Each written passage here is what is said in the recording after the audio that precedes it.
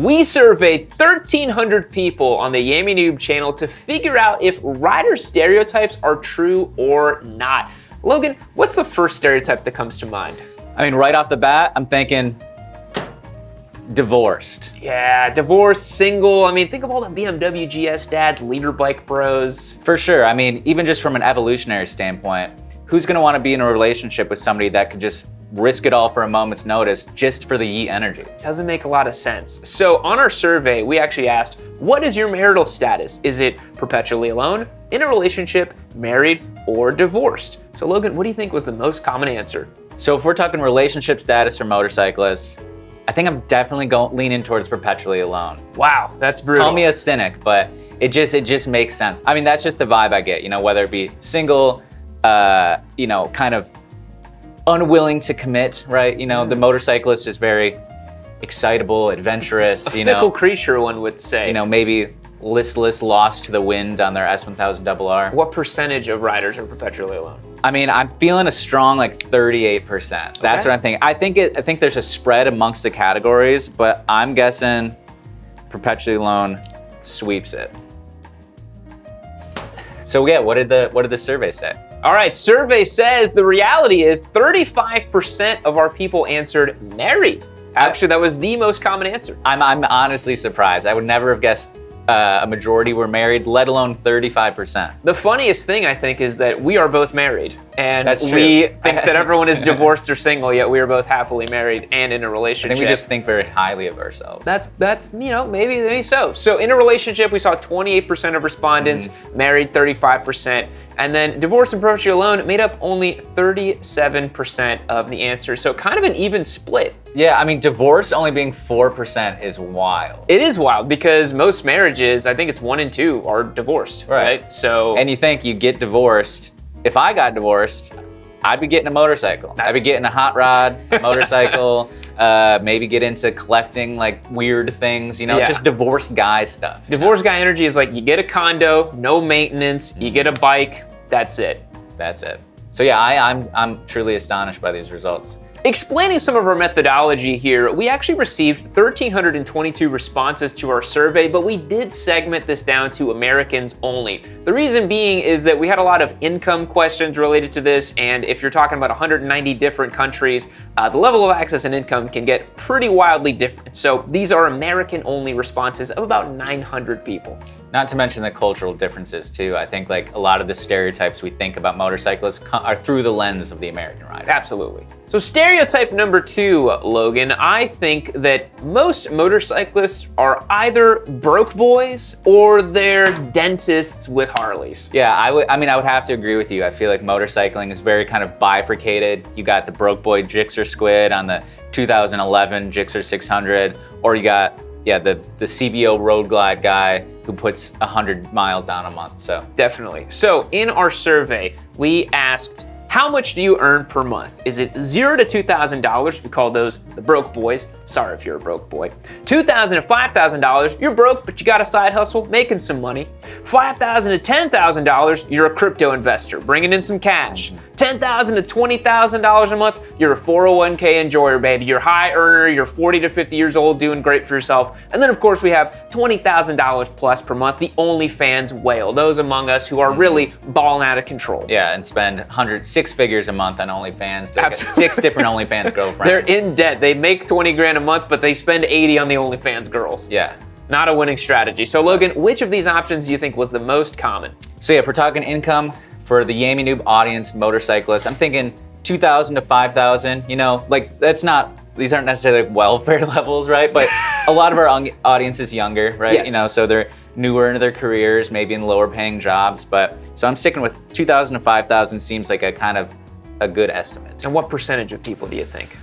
I mean, again, if I'm thinking about the audience, thinking about the youthful vigor of the Yami Noob audience, I'm gonna say 40% make between 2,000 to 5,000. All right, survey says 45% is nice. 2,000 to 5,000. So close. Logan was incredibly close. Looking at the pie chart here, it's pretty interesting because the biggest category obviously is 2,000 to 5,000. I think this really reflects where Americans are at in general. For sure. I don't think it says too much about motorcyclists. But I do think it was interesting to call out that if you put together the 0 to 2,000 mark and the 2,000 to 5,000 mark, you get an overwhelming majority of people, right? Or kind of between 0 to about $5,000 a month. And I think it's cool. You know, I remember when I was starting off my career, I think I made somewhere in that ballpark of like a little under $5,000 a month or something like that. And I think it's great if you're able to motorcycle responsibly, if I can use the word as a verb there.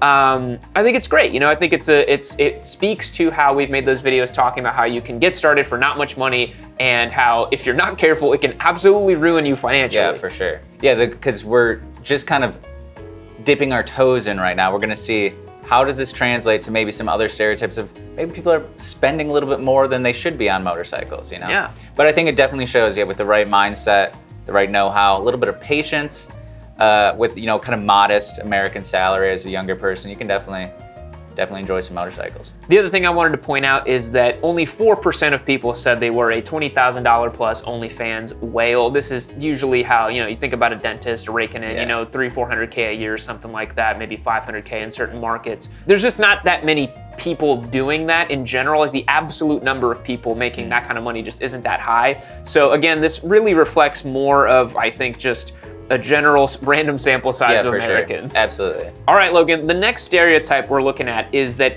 motorcycle riders spend way too much on their hobby. Yeah, I think this one's pretty obvious, right? Like we got riders who, you know, they're dropping 20 grand on a bike and then 5 grand on the Akrapovic exhaust and then the mods and the tractors and the tires. Like it is an expensive hobby. Yeah, speed running the power parts catalog. Absolutely, yeah, KTM people, watch out. So in our survey, we asked riders, how much do you spend per month on motorcycling? We had $0 to $200, $200 to $500, $500 to $1,000, and $1,000 plus. What do you think was the most common answer? I mean, I'm thinking 500 to 1,000. Like if you're taking into consideration, a lot of people finance their bikes. That's true. So you got the payment on your loan, insurance if you're paying monthly on your insurance. I mean, even if you're paying yearly, it would average out. So your insurance costs, and then not to mention the gear, the farkles. You know, I see it all the time, like on our Discord, on the YouTube channel, like on the comments and stuff. You know, people are spending, like getting new helmets like every 6 months and just crazy stuff. I just bought a new helmet actually, and it kind of hurt my credit card a little bit because I went awry, obviously, and I was like, thank God I only do this every 5 years. Like that is a big expense. Absolutely. So not to mention the mods, the farkles, all this stuff. So I think 500 to 1,000. I would almost put money on it that this is the majority. You're gonna like this answer. This was an interesting one, and I think there's a lot to talk about here. So survey says 50% of riders spend $0 to $200 per month on their motorcycling hobby. We asked bike payments, gear. What I hope for here is that people really thought through the total cost. Like you mentioned insurance, bike payments. Right. Hopefully people didn't include those, but it also begs a question, how many people are riding dirty? No insurance, no bike payments, right? Like if you're kind of a crazier person and you don't have insurance, you paid your bike outright, you're not spending much money. Yeah, I mean, I think maybe some people misunderstood the question a little bit because even thinking like fuel costs and you know, oil changes and like consumable stuff.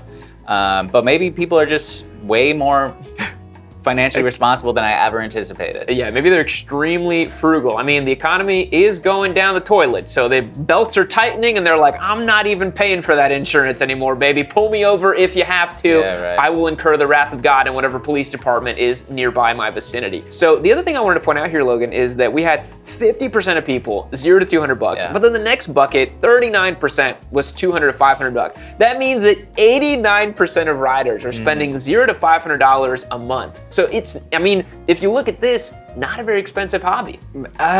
That's true. I think people are lying or they misunderstood. Because even think about, you're spending money every time you turn the key, right? Absolutely. And think about too, if you're going on a longer ride, stopping off for lunch. I still kind of consider that. I'm in like the tax write-off mindset. Like I consider what you're spending anytime you're out riding your motorcycle as sort of a motorcycle related expense, right? So anything you spend while you're out on a day ride with your buddies. Logan actually wrote off his mattress because he said he dreams about motorcycles and that was a tax deductible expense. Imagine that.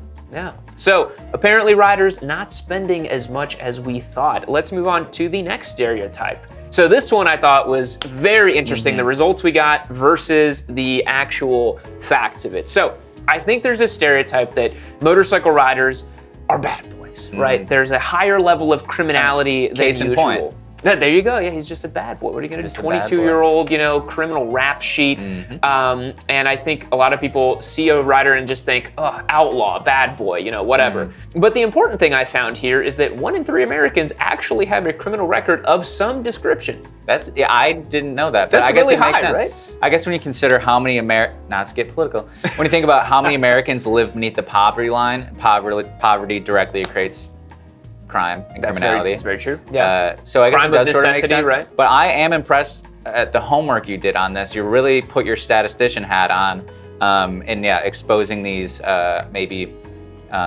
outliers in the data or the existing data Logan, sets. my economics degree is worth its weight in gold every single day that I live. So I say the same thing about my half a film degree. So we have the reality is that 90% answered no. I do not, in fact, have a criminal record. Now, this one I think is interesting because I think a lot of people got to this part in the survey and they said, who wants to know? Yeah. You know what I mean? Because if I saw something like that, I would probably, even if I was a yes, I would say no just to keep the, rap sheet off of me, so to speak. Yeah, I think their eyebrow raised slightly when we started asking about how much they earned, and then it was like fully raised when they're like, okay, yeah, who's asking? Yeah. So I don't know how accurate this is necessarily, or if this just represents more of like, I don't want to tell you type of thing. Yeah, I mean, and I guess it's a question too of what constitutes criminality. I don't know if you had the stipulations in the question, but yeah, like, how many a majority of motorcyclists have to probably have like at least a few points on their driver's license. I feel like that, but maybe they're not even thinking that as being a criminal record. Of course, it does take some extreme circumstances from riding motorcycles alone to get misdemeanor felony charges. Yeah, and this was maybe on our part, we could have done a better job because the question was simply, do you have a criminal record? Yes or no. A bit vague. We could have maybe drilled down like, do you have a felony? Do you have a misdemeanor? But then again, the question answer may have said, who wants to know? Sure. So the jury's still out on whether or not motorcycles are predisposed to being bad boys more often than not. Right. Another one upsetting my expectations and two stereotypes in a row. Yes. All right, Logan, stereotype number 5. Most riders barely ride their motorcycles since they have cars. I think that the stereotype is that people get bikes, but they barely ride, right? Yeah, just a weekend toy. Weekend toy. So, we talked about how motorcycle riders and the stereotypes are either broke boys or rich dentists. I think there's an element of both of them not riding that much. Yeah, for right? sure. I mean, think about too, in the extreme broke boy scenario, if they're riding that Gixxer 600 they bought for $2,000 cash, $2,500 cash, not registering it, not insuring it. Maybe that is like they ride it once a month, a couple times a month to just get those demons out, but otherwise it's not worth the risk of getting pulled over or whatever, or maybe they can't afford to fix it. You see that all the time on Facebook Marketplace, like a bike is busted for something incredibly simple, but they just can't afford to fix it, they need to sell it. So the question we asked was, how much do you ride every year? We said 0 to 1,000, Harley Garage Queen. 1,000 to 5,000 was Weekend Warrior. 5,000 to 10,000 is your average commuter rider, and then 10,000 plus is your iron butt enthusiast, those of us who really ride a lot. So which answer do you think was the most common? So I'm definitely sticking with the Weekend Warrior. I think that that best represents at least the riders I've come in contact with in America. They've got a bike, they take it out sometimes in the summer. And you got to think too, you can only ride 5, 6, 7 months out of the year in a lot of the United States. So that definitely is something to consider. So that's something I don't tend to think about very much living in Texas. I've lived here a long time, but yeah, like where you're from in Michigan, it's like you just literally cannot go ride. Yeah, for sure. Yeah. So I'm sticking 1,000, 5,000, I think is my bet. And what's your percentage of people who answered that? I think it's a broad spread, so I'm gonna do like high 20s, like 29%. Okay, 29%. Survey says 44% ride 1,000 to 5,000 miles per year, according to our survey. But this one I thought was interesting because, we got 44%, 1,000 to 5,000, but then the next biggest bucket is 5,000 to 10,000 for commuters. And then, you know, the kind of rider who's barely riding 0 to 1,000, it's only 7%. Right. But then the rider who is doing, you know, 10,000 plus miles a year is also only 9%. So riders tend to, you know, you're not using your bike that much. And I think that's reflected when you look at listings for used bikes where they're usually not that high mileage. Yeah, you know? for sure. I mean, what you hear often with, you know, if you're buying a used motorcycle, people say, what's high mileage for a used motorcycle? And it's usually, you never see high mileage bikes because they're either just not ridden that much or they're crashed and totaled before they ever have a chance to reach 100,000 miles. Yeah, So, it's rare to see bikes that aren't of a touring variety reach 6-figure mileage, whereas any commuter car, many of them will go over 100K. Yeah, for sure. Many of them. and yeah, and that's not to say the motorcycles can't, they just don't based on how people use them. So Yeah, because to your point, if they only use them in part of the year and theoretically they may have another vehicle or something else, they're splitting their total mileage among vehicles. I mean, that's kind of my situation, right? I got a bunch of bikes, a couple different cars, and it's like, my total mileage in the year is probably reflective of the average American, but it's split across so many different vehicles. yeah, and I think too, you know, kind of the way younger people are moving to more back to urban centers and stuff, because like I only ride a motorcycle and I'm in like the 5,000 to 10,000. I'm not doing iron butt level stuff. That's because I live by where I want to be, right? Like I don't have to go very far to do anything. Yeah. So I think that could be indicative of two people kind of living more concentrated lives. That's true. That's true. So riders aren't riding as much as they think, and you know, the stereotype that riders either, you know, basically do no riding at all also isn't quite true either. But boys, we hope you enjoyed the stereotypes for today. We are not statisticians. This was a fun little video. If you have issues with our methodology, please leave a comment down below. And hey, Logan, maybe we can do another one of these. This was a great video. Yeah, it'd be fun. I think it's a unique angle to dissect motorcycle culture in this way. I definitely like to experiment with some other ideas, other topics. Yeah, if you guys want, let us know in the comments if you want a follow-up video where we can cross-segment this data a little bit more, figure out if divorced people spend more on their bikes. Do they ride more or less? I mean, there's so many ways to split up this data. If you want to know other questions about the audience that we could then reveal and talk about, let us know in the comments too. Treat this as an open space, boys. And while you're waiting and running your comments down there, this video's over, so hit the link right over here. Watch the next video. I think this one we ranked the best Hondas for 2025, and number 1 might surprise you. Also, wake up, you're dreaming. Wake up. Wake up. Not allowed to yell at him anymore.